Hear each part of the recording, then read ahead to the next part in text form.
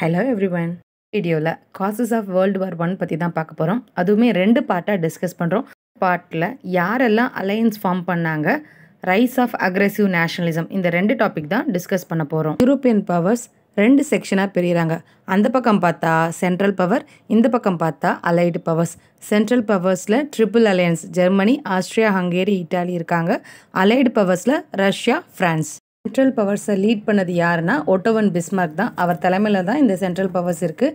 Germany Austria ஹங்கேரிக்கு promise பண்ணுறாங்க, நமக்கு இடையில யாருக்கு பிரச்சனைனாலும் ஒருத்தருக்கு ஒருத்தர் சப்போர்ட் பண்ணணும் அப்படின்னு. அதே மாதிரி தான் அலைடு பவர்ஸ்லேயும் ரஷ்யா ஃப்ரான்ஸுக்கும், ஃப்ரான்ஸ் ரஷ்யாவுக்கும் ஹெல்ப் பண்ணுறதா முடிவு பண்ணிக்கிட்டாங்க.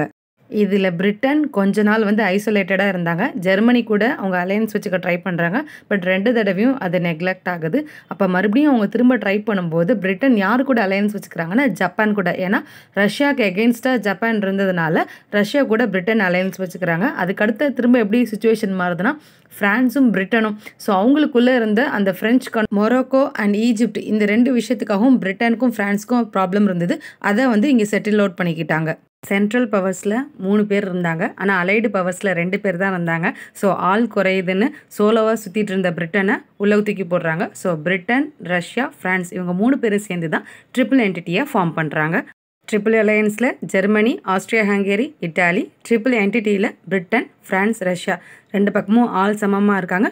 போரும் ஸ்டார்ட் ஆச்சு. தன் நாட்டு மேலே வச்சுருந்த கண்மூடித்தனமான பாசத்தை இவங்க கொஞ்சம் மாற்றி சொல்கிறாங்க. இங்கிலாந்து ஜிங்கோயிசம் ஃபாலோ பண்ணிச்சு. France chauvinism and Germany culture. இந்த வேர்டோட மீனிங் என்ன? ஜிங்கோயிசம் என்னோட நாட்டை காப்பாற்றுறதுக்காக என்னை சுற்றி இருக்கிற எல்லா நாட்டையும் நான் எனக்கு அடிமையாக வச்சுப்பேன், அப்போ தான் அவனால் எனக்கு எந்த பிரச்சனையும் வராதுன்னு நினைக்கிற கூட்டம். சாவனிசம் என்னோட கண்ட்ரி மட்டும் தான் பெஸ்ட்டு, மற்ற எல்லா கண்ட்ரியும் ஒஸ்ட்டு அப்படின்னு நினைக்கிற ஆட்டிடியூட். கல்ச்சர் ஜெர்மன் கல்ச்சர் மட்டும்தான் பெருசு, அதை மற்ற கண்ட்ரீஸில் கட்டாயப்படுத்தியாவது அதை ஸ்ப்ரெட் பண்ணணும்னு நினைக்கிறது.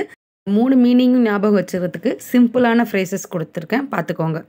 இதில் பிரச்சனையை இன்னும் அடுத்த லெவலுக்கு கொண்டு போனது யாருன்னா நம்ம ஜெர்மனி தான். ஸோ ஜெர்மனியில் கைசர் வில்ஹெல்ம் இவர் என்ன பண்ணார்னா, ஜெர்மனி தான் வேர்ல்டை லீட் பண்ணணும்னு ஆசைப்பட்டார். ஸோ அதனால் நேவியை இம்ப்ரூவ் பண்ண ஆரம்பிக்கிறாரு. இவர் இம்ப்ரூவ் பண்ணுற நேவியை பார்த்து பிரிட்டனுக்கு பயம் வருது. அதனால் பிரிட்டனும் அவங்களோட நேவி டீமை ஸ்ட்ராங் பண்ண ஆரம்பிக்கிறாங்க. ரிமைனிங் ஸ்டோரியை அடுத்த பார்ட்டில் டிஸ்கஸ் பண்ணுறேன். பபாய்.